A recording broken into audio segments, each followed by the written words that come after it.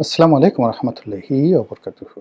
সম্মানিত দর্শক, ত্রয়োদশ জাতীয় সংসদ নির্বাচনের যে মাঠ, এটা রীতিমতো জমে উঠেছে। আমরা যারা দীর্ঘদিন ধরে প্রচার করে আসছিলাম বা সন্দেহ করছিলাম যে ডক্টর মোহাম্মদ ইউনূস ক্ষমতা থেকে যাবেন না, ৫ বছর থাকবেন, ১৫ বছর থাকবেন, ইত্যাদি নানা রকম ন্যারেটিভ। তারপর আমরা যারা বলার চেষ্টা করছিলাম যে নির্বাচনের মাঠ জমবে না, আওয়ামী লীগ যেহেতু নেই, কে কার নির্বাচন করে? যেখানে বাংলাদেশের 50% লোক নির্বাচনের বাইরে, অথবা যেখানে 35% আওয়ামী লীগের যারা ভোটার, তারা এই ভোট কেন্দ্রে তাদের নেত্রীর কথা মতো আসবে না। আওয়ামী লীগ একটা দুষ্ট দল, তারা সর্বশক্তি নিয়োগ করে চেষ্টা করবে যে নির্বাচনটিকে যেন বানচাল করা যায়। তো এই সকল বক্তব্যের বিরুদ্ধে এই গত ৩ দিনে নির্বাচনী প্রচারণা শুরু হওয়ার পর থেকে আজ অবধি সারা বাংলাদেশে নির্বাচনের মাঠ রীতিমতো জমজমাট হয়ে পড়েছে। এই নির্বাচনের মাঠটি যে জমজমাট হয়ে পড়েছে, এই সময়টিতে যদি ধরেন আপনি সবচেয়ে বেশি যিনি খুশি হয়েছেন, তিনি ডক্টর মোহাম্মদ ইউনূস। কারণ হলো যে আশা, যে ভরসা, যে কথা, যে আশ্বাস, যে প্রশ্বাস, যে নিঃশ্বাস নির্বাচনকে কেন্দ্র করে তার ছিল, প্রায় সবকিছু তার জন্য বুমেরাং হয়ে পড়েছিল। এবং সর্বশেষ তিনি যখন জনাব তারেক রহমান সাহেবের সঙ্গে লন্ডনে গিয়ে দেখা করলেন, তারপর থেকেই এক পক্ষ বলার চেষ্টা করছিল যে ডক্টর মোহাম্মদ ইউনূস আসলে একটা নিরাপদ প্রস্থান অথবা শান্তিপূর্ণ একটি ক্ষমতা হস্তান্তর প্রাধান্য দিচ্ছেন। কিন্তু সন্দেহ যাচ্ছিল না নানা কারণে। প্রথম কারণ হলো ক্ষমতা কেউ ছাড়তে চায় না। দ্বিতীয় কারণ হলো ডক্টর মোহাম্মদ ইউনূসকে যারা চিনেন জানেন, তারা সবাই বলছিলেন যে তিনি আসলে কোনো কিছু ত্যাগ করতে ছাড়তে অভ্যস্ত নন, বরং তিনি সব কিছু শক্ত হাতে আঁকড়ে ধরতে অভ্যস্ত। এর বাইরে নির্বাচনের ময়দানে রাজনৈতিক দলগুলোর ঐক্য হচ্ছিল না, জনগণ বিভ্রান্ত ছিল। আওয়ামী লীগ ১৫ বছরের শাসন করার কারণে তাদের সম্পর্কে মানুষের মনের মধ্যে একটা ভয় ছিল, আতঙ্ক ছিল। ভারতের মতো একটা বৃহৎ শক্তি আওয়ামী লীগের সঙ্গে আছে, কাছেই ভারত এখানে সার্জিক্যাল অপারেশন চালাবে, এরকম বিশাল বিশাল প্রচারণা ভারতীয় মিডিয়ার পক্ষ থেকে অব্যাহতভাবে করা হচ্ছিল। শেখ হাসিনা স্বয়ং বলছিলেন যে তিনি টুস করে যে কোনো সময় ঢুকে পড়তে পারেন। আর তার যারা লোকজন আছেন, তারা এই ন্যারেটিভটিকে, অর্থাৎ শেখ হাসিনা যে কোনো সময় ঢুকে পড়তে পারেন, এটিকে তরতাজা করার জন্য দিল্লি থেকে, কলকাতা থেকে, ইংল্যান্ড থেকে, আমেরিকা থেকে তারা বারবার যে সকল কথা বলছিলেন, তা হলো শেখ হাসিনার জন্য ভারত সব কিছু করতে পারে। তো এর মধ্যেই নাটকীয়ভাবে হঠাৎ করে তারেক রহমান সাহেব বাংলাদেশে আসলেন, ওসমান হাদি নিহত হলেন। পুরো রাজনীতির পরিস্থিতি গত ১৭ মাসে যে ক্যালকুলেশন ছিল, এই দুটো ঘটনায় একেবারে এলোমেলো হয়ে গেল। স্বয়ং ডক্টর মোহাম্মদ ইউনূস, তিনি আল জাজিরার সাবেক সাংবাদিক মেহেদী হাসান, তো তার যে পডকাস্ট, সেখানে একটা গুরুত্বপূর্ণ সাক্ষাৎকার দিয়েছিলেন। তো সেই সাক্ষাৎকারে তিনি বলেছিলেন যে লোকজন তো অনেকে বলছে যে স্যার আপনি ৫ বছর থেকে যান, অনেকে তো ৫০ বছর থাকার কথাও বলছেন। এবং এই কথা শোনার পর আমাদের তো সন্দেহ সঙ্গতের কারণেই বাড়ে এই কারণে যে আমরা অতীতে এরশাদ সাহেবকে দেখেছি, শেখ হাসিনা তিনি ২০১৪ থেকে ২৪ পর্যন্ত টানা ১০ বছর কোনো নিয়ম কানুনের তোয়াক্কা না করে ক্ষমতায় থেকেছেন। এরবারে মইনুদ্দিন ফখরুদ্দিন সাহেব ক্ষমতায় বসে দীর্ঘদিন ক্ষমতায় থেকেছেন। ফলে ক্ষমতা কেউ ছাড়তে চায় না।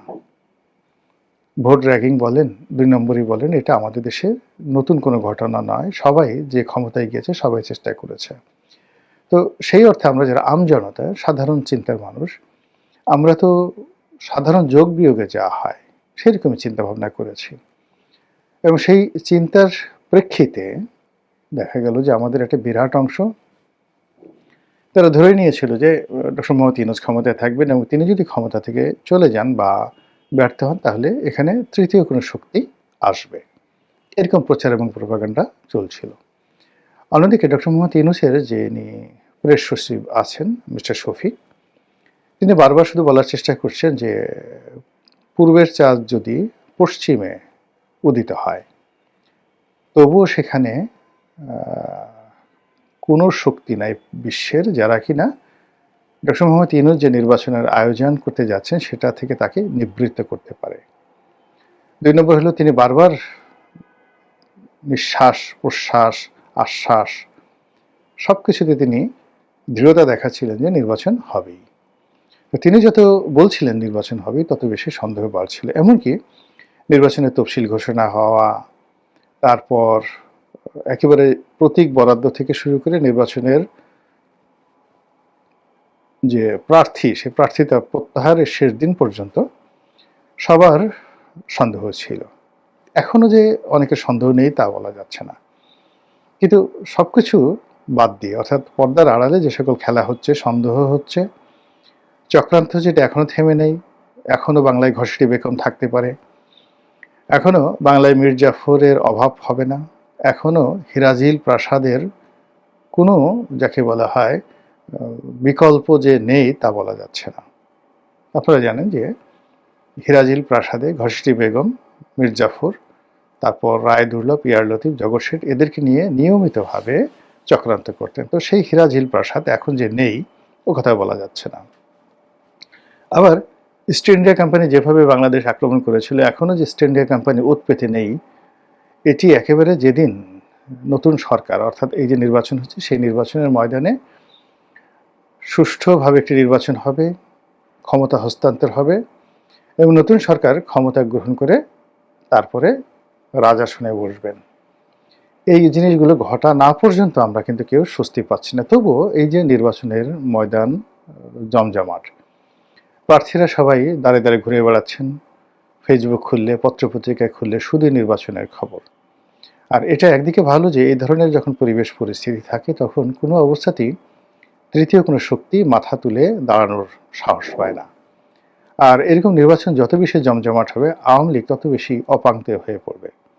যত বেশি জমজমাট হবে, আপার বাংলাদেশে ঢুকে পড়াটা যে মোহ কিংবা তাকে ঘিরে যে একটা বলয় কাজ করছে বা তাকে যারা ভয় পাচ্ছেন, ও জিনিসটি ক্রমশ কমতে থাকবে। তো কাজেই সেই যে নির্বাচনটা শুরু হয়েছে, আর শেখ হাসিনার নাম শুনলে, আওয়ামী লীগের নাম শুনলে, আওয়ামী লীগের ফিরে আসার কথা শুনলে বাংলাদেশে অনেক মানুষের বিরক্তি হয়, অনেক মানুষের আতঙ্ক হয়, অনেক মানুষের ভয়ে কাপড় চোপড় নষ্ট হয়, অনেকের বলতে গেলে রীতিমতো হার্টবিট বন্ধ হয়ে যায়। তো সেই অর্থে এই যে নির্বাচনের ময়দানটি 12ই ফেব্রুয়ারি পর্যন্ত যে চলছে, যদি চলতে থাকে, এভাবে চলতে থাকে এবং ক্রমশ সেটা বাড়তে থাকে, সেক্ষেত্রে যিনি বর্তমানে ক্ষমতায় আছেন তার এই জীবন সায়ান্নে এসে এক ধরনের একটা পুলক অনুভব হতে পারে যে না, আল্লাহ আমাকে সব দিয়েছেন, টাকা পয়সা, বাড়ি গাড়ি, সম্মান, সুখ্যাতি, মর্যাদা, ক্ষমতা সব কিছু দিয়েছেন এবং সর্বশেষে যদি একটি শান্তিপূর্ণ নির্বাচন করে তিনি যেতে পারেন, তখন গর্ব করে সারা পৃথিবীতে তিনি বলতে পারবেন যে তিনি এরকম একটি নির্বাচন প্রতিকূল পরিস্থিতির মধ্যে করে দিয়ে এসেছেন।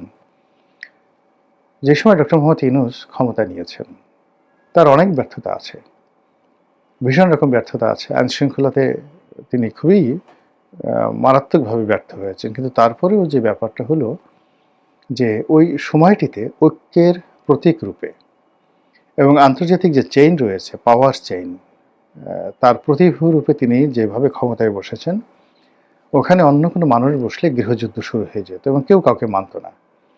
এবং কৃতজ্ঞ থাকার চেষ্টা করুন বা চেষ্টা করা উচিত যে ওই সময়টাতে তিনি যদি এই বয়সে বলতেন যে আমি বয়স্ক মানুষ, আমি পারবো না, আমার শরীর ভালো না, ওনার কথা কি বলবো, উনি তো 88 বছর বয়স, আমার নিজের ওনার হাঁটুর বয়সী বয়স, তো সেই আমার বয়স তো এখন প্রায় 60 বছর, কিন্তু তারপরেও তো এই যে সামনে যে নির্বাচন, প্রার্থী হওয়ার মতো সাহস আমার হলো না। আমার যে শারীরিক অবস্থা, মানসিক অবস্থা, অর্থনৈতিক অবস্থা, দল বিএনপি থেকে একাধিকবার বলা হয়েছিল নির্বাচনের জন্য, কিন্তু আমার সাহস হলো না, আমার কাছে মনে হলো যে আমি পারবো না। তো সেটা তো ডক্টর মোহাম্মদ ইউনূসের ক্ষেত্রে সেটা প্রযোজ্য ছিল। তো সেই ক্ষেত্রে তিনি যদি না আসতেন তাহলে কি করতেন আপনারা? কাকে নিতেন?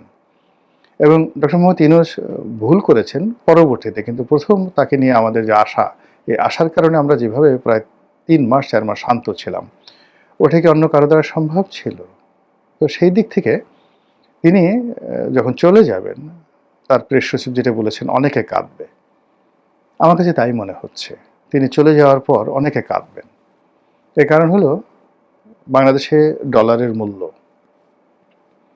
স্থিতিশীল রাখা গত ১৭ মাসে, রিজার্ভ বৃদ্ধি হওয়া, ব্যাংকিং সেক্টরে যাকে বলা হয়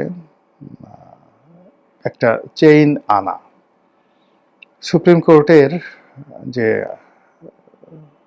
আলাদা সচিবালয় প্রতিষ্ঠা করা, এরপরে জাতীয় রাজস্ব বোর্ডের যে দুটো বিভাগকে আলাদা করা, এটা কোনো রাজনৈতিক সরকার পারত না।